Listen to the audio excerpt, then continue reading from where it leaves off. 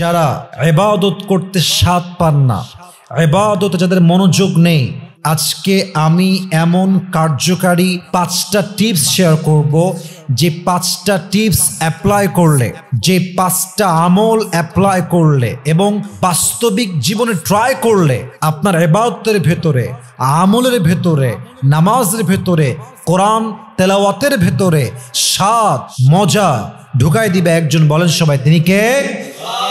আজকের এই ওয়াজ, এই লেকচার শোনার পরে আমি আসিফ বিশ্বাস রাখি আপনার ইবাদতে 100 আপনি এত স্বাদ পাবেন, আপনার নামাজে, আপনার তাহাজ্জুদে, আপনার কোরআন তেলাওয়াতে, আপনার ইবাদতের মাঝে আপনি এতটা স্বাদ খুঁজে পাবেন যে আপনার ইবাদত করতেই মন চাইবে। বলেন সবাই ইনশাআল্লাহ। নাম্বার 1, যেই যুবক, যেই মুরব্বী, যেই মা, যেই বোন ইবাদত করে স্বাদ পেতে চায়, মনে শান্তি পেতে চায়, প্রথম কাজ গুনাহের জীবন থেকে একদম বের হয়ে আসা। কোরআনে আল্লাহ তাআলা বলেছেন, ওয়ালা তাকরাবুল ফাওয়াহিশ, গুনাহের কাজ করো না। ব্যাপারটা এরকম নয়, বরং গুনাহের কাজ হতে পারে এর আশেপাশেও যেও না। আল্লাহু আকবার। কথার ভাইব দেখেন, কথার ভলিউম দেখেন।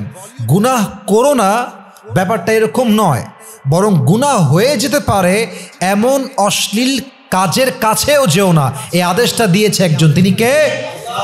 এর কারণ কি জানেন যুবক ভাইয়ারা? কারণটা হচ্ছে যে গুনাহ এমন একটা জিনিস যেটা আপনার নফসে দাগ ফেলে দেয়, কলিজায় দাগ টেনে দেয়।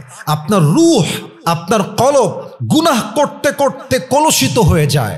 হাদিসে আসছে, যখন একজন যুবক গুনাহ করে, যখন একজন মানুষ গুনাহ করে, তার হৃদয়ে একটা স্পট পড়ে, একটা দাগ পড়ে। আবার সে গুনাহ করে, আবার একটা দাগ পড়ে, আবার গুনাহ করে, আবার একটা দাগ পড়ে। একটা পর্যায়ে গিয়ে দাগ পড়তে পড়তে পড়তে তার হৃদয়ে আল্লাহ সিল মেরে দেয়। তখন তার কাছে কোনো স্বাদ সে পায় না, তার কাছে কোনটা ভালো, কোনটা খারাপ, কোনটা মন্দ, কোনটা ভালো সেটাকে ফিল করতে পারে না, কারণ তার হৃদয়ে আল্লাহ মোহর মেরে দিয়েছে। কথার কথা আপনি বোঝার ট্রাই করেন, খুব ভালো করে বুঝবেন। একজন পুরুষ যদি প্রত্যেক দিন ঠান্ডা পানিতে গোসল করে, প্রত্যেক দিন করতেছে, 1 দিন, 2 দিন, 3 দিন, 4 দিন, 5 দিন, একাধারে সে 4টা বছর, 3টা বছর ঠান্ডা পানি দিয়ে গোসল করে, winter season, summer season, doesn't matter for him, কোনো ব্যাপার না, সে অলওয়েজ ঠান্ডা পানিতে গোসল করে। একটা পর্যায়ে কি হবে? তার কাছে ঠান্ডা পানি আর ঠান্ডা পানি মনে হবে। আরেকজন যুবক যে প্রত্যেক দিন চুরি করে, চুরি করতেই থাকে, একদিন আইফোন চুরি করে, একদিন বাইক চুরি করে, একদিন কার চুরি করে, একবার বাসায় চুরি করে, চুরি করতে করতে একটা পর্যায়ে গিয়ে চুরিকে আর চুরি মনে হয় না। তো যারা নামাজ পড়তে গিয়ে নামাজে মনোযোগ নাই, হেজাব পড়তে চায়, হেজাব পরে ভালো লাগে না, কোরআন তেলাওয়াত করতে চায়, ম্যাক্সিমাম টাইম ইট হ্যাপেন্স যে কোরআন পড়তে বসেছেন, কোরআন খুলেছেন, আউযু বিল্লাহি মিনাশ শাইতানির রাজীম, বিসমিল্লাহির রহমানির রহিম, কোরআন তেলাওয়াত শুরু হয়েছে। 5 মিনিট পড়লেন, 10 মিনিট পড়লেন, একটু পরে দেখে মনোযোগ আর নাই, মন হারায় গেছে, মনোযোগ নাই। কারণ কি? আপনার ভেতরের কলবে দাগ পড়ে পড়ে এটা একদম কালো হয়ে গিয়েছে। এজন্য আপনি যদি ইবাদতের স্বাদ পেতে চান, প্রথম কথা, সবচেয়ে গুরুত্বপূর্ণ কথা, নিজেকে সমস্ত গুনাহের কাছ থেকে বের করে নিয়ে আসতে হবে। রাজি আছেন তো ইনশাআল্লাহ? বের করে আনলে লাভ কি হবে? আপনি যখনই বলবেন যে Allah, I have made huge mistakes in my life, Allah আমি অনেক পাপ করেছি, আল্লাহ অনেক অন্যায় হয়ে গিয়েছে, আল্লাহ তুমি আমাকে মাফ করে দাও, আমি জীবনে এই কাজ আর করবো না, আমাকে তুমি আল্লাহ একবারের জন্য মাফ করে দাও, এই লাস্ট চান্স আমার জন্য। আপনি যখনই ক্ষমা চাইবেন, আল্লাহ আপনার অতীতের সব গুনাহ মাফ করবেন তো করবেন, আপনার কলবটাকে আল্লাহ একদম নিষ্পাপ মাসুম বাচ্চার মতো আর পরিষ্কার করে দেবে। সুবহানাল্লাহ পড়ুন আপনার সবাই। তখন আপনি আপনার ইবাদতে, নামাজে, মসজিদে, কোরআন তেলাওয়াতে স্বাদ খুঁজে পাবেন। অতএব 1 নাম্বার স্টেপ হচ্ছে গুনাহ থেকে আজ থেকে বাঁচা ট্রাই করবেন। রাজি আছেন তো ইনশাআল্লাহ? 2 নাম্বার আমল, যেই বান্দা নামাজের মধ্যে শান্তি চায়, কোরআন তেলাওয়াতে শান্তি চায়, তার জন্য সবচেয়ে গুরুত্বপূর্ণ আমল হলো অনর্থক কাজ থেকে বের হয়ে আসতে হবে। বিড়ি খান, বের হয়ে আসেন। সারাদিন ফেসবুক 2 ঘন্টা 3 ঘন্টা চলছেই, টিকটক 4 ঘন্টা চলছেই, ফেসবুকে রিলস 5 ঘন্টা 6 ঘন্টা চলছেই, টাইম সেন্স নাই, ঘন্টার পরে ঘন্টা টাইম ওয়েস্ট হচ্ছে, তার মাঝে বিন্দু মাত্র কোনো রিয়েলাইজেশন নাই। যেই বান্দা অনর্থক কাজে লিপ্ত থাকে তার আত্মাটা মরে যায়, তখন সে নামাজে, ইবাদতে, কোরআন তেলাওয়াতে চুল পরিমাণ শান্তি পায় না, মজা পায় না। যেমনটা আল্লাহ তাআলা বলেছেন 18 নম্বর পারা সূরাতুল মুমিনুন 3 নম্বর আয়াত, ওয়াল্লাযীনা হুম আনিল লাগওয়ি মুরিদুন। ঈমানদার বান্দার সবচেয়ে বড় বৈশিষ্ট্য হচ্ছে সে অনর্থক কাজ থেকে, মিনিংলেস কাজ থেকে নিজেকে অলওয়েজ বিরত রাখে।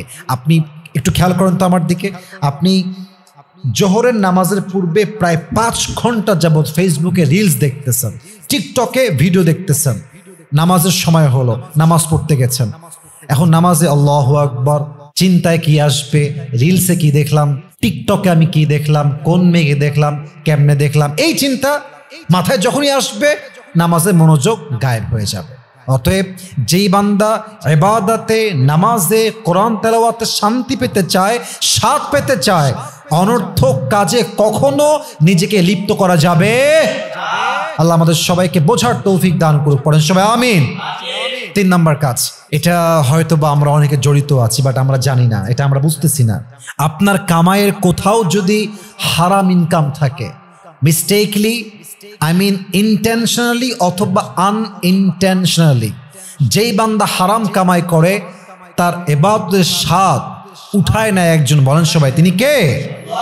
হারাম কাজ করে যতই নামাজ পড়েন, যতই কোরআন তেলাওয়াত করেন, আর যতই খতম করেন না কেন, আপনি স্বাদ পাবেন না।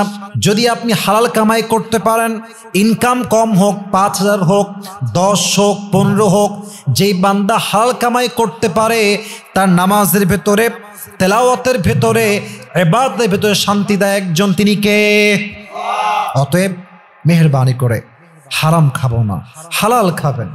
ইয়া আইয়ুহান নাসু কুলু মিম্মা ফিল আরদি হালালান তাইয়্যিবা, হালাল খাও, হারাম নয়। হালাল যে খায় তার রিজিকেও বরকত হয়, সেই বান্দা নামাজ পড়েও শান্তি খুঁজে পায়। সুবহানাল্লাহ পড়ে সবাই। 4 নাম্বার, এটা খুব গুরুত্বপূর্ণ আমল, নেকির কাজে একটা কম্পিটিশন করেন। আচ্ছা দেখবেন যে দৌড়ের রেস হয়, যে কে কার আগে দৌড়ে সীমাটা পার করতে পারে, এরকম রেস আছে না নাই? আপনি নেকির কাজে রেস করেন। ওয়াসাবিকু ইলা মাগফিরাতিন মির রাব্বিকুম ওয়া জান্নাতিন আরদুহা কাআরদিস সামাওয়াতি ওয়াল আরদ। আল্লাহ বলছে তোমরা ক্ষমার দিকে প্রতিযোগিতা করো, দৌড়াও, ভালো কাজের জন্য তোমরা দৌড়াও। অতএব আপনি খারাপ কাজে নয়, ভালো কাজে আজ থেকে প্রতিযোগিতা করবেন। আপনার ভিতরে যতটা কম্পিটিশন ফিল হবে যে আমি আরো করব, আরো ভালো করব। আজকে 1 ঘন্টা তেলাওয়াত করেছি, কালকে 1.5 ঘন্টা করব। আজকে 4 রাকাত নামাজ পড়তে আমার 10 মিনিট গেছে, কালকে 20 মিনিট সময় দিব, আরো মনোযোগ বাড়াবো। যত কম্পিটিশন করে ইবাদত করবেন, আপনার ইবাদতে স্বাদ বাড়ায় দিবে একজন, তিনি কে? 5 নাম্বার আমলটা বলেই আমি আমার 5টা পয়েন্ট শেষ করতে চাই। That's very important.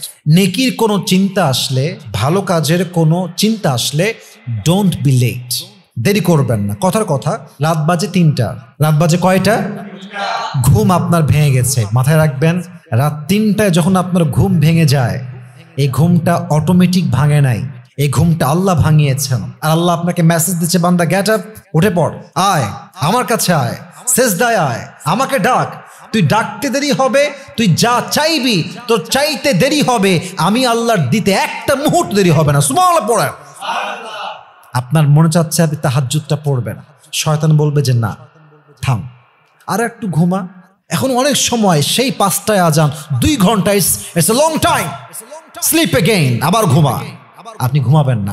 আপনার এখন মাথায় চিন্তা আসে তাহাজ্জুদ পড়বো, মানে এখনই পড়বো। কারণ যখন জোশ থাকে তখন নামাজ পড়তে ভালো লাগে, আল্লাহকে ডাকতে ভালো লাগে, জিকির করতে ভালো লাগে, কোরআন তেলাওয়াত করতে ভালো লাগে। অতএব আমার মন চাচ্ছে আমি তাহাজ্জুদ পড়বো, আমি এখনই পড়বো। আমার মন চাচ্ছে কোরআন পড়বো, আমি, আমার কাছে কোরআন নাই, আমি মোবাইল ফোনে সফটওয়্যার কোরআন পড়বো। আমার কাছে সফটওয়্যারও নাই, আমি জিকির করব। আমি জিকির নয়, আমি 4টা সূরা মুখস্থ আছে, 4টা সূরা পড়বো। যখন যে অবস্থায় ইবাদত করতে মন চাইবে, ডোন্ট বি লেট, তখনই আল্লাহকে ডাকা শুরু করবেন। যেই বান্দা যে কোনো মুহূর্তে আল্লাহকে ডাকতে পারে, যখন তার ইবাদত করতে মন চায় তখন সে করতে পারে, লেট করে না। তার প্রত্যেকটা ইবাদতে, নামাজে, রোজায়, জাকাতে, হজে, জিকিরে, কোরআন তেলাওয়াতে, প্রত্যেকটা ইবাদতের মাঝে স্বাদ ঢুকায় দেয় একজন। বলেন সবাই, তিনি কে? অতএব 1 নম্বর আমল, গুনাহ থেকে বাঁচবেন।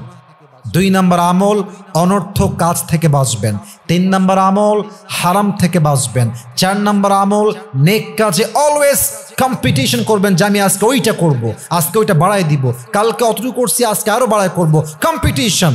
5 নম্বর, নেক আমল করতে ইচ্ছা হলে ডোন্ট বি লেট, যখন করতে মনে চেয়েছে অ্যাজ সুন অ্যাজ পসিবল, খুব দ্রুত আমলটা করার চেষ্টা করবেন। বলেন সবাই ইনশাআল্লাহ। এই 5টা আমল করলে বান্দার আমলের মধ্যে, ইবাদতের ভেতরে স্বাদ ঢুকাই দিবে একজন। বলেন সবাই, তিনি কে?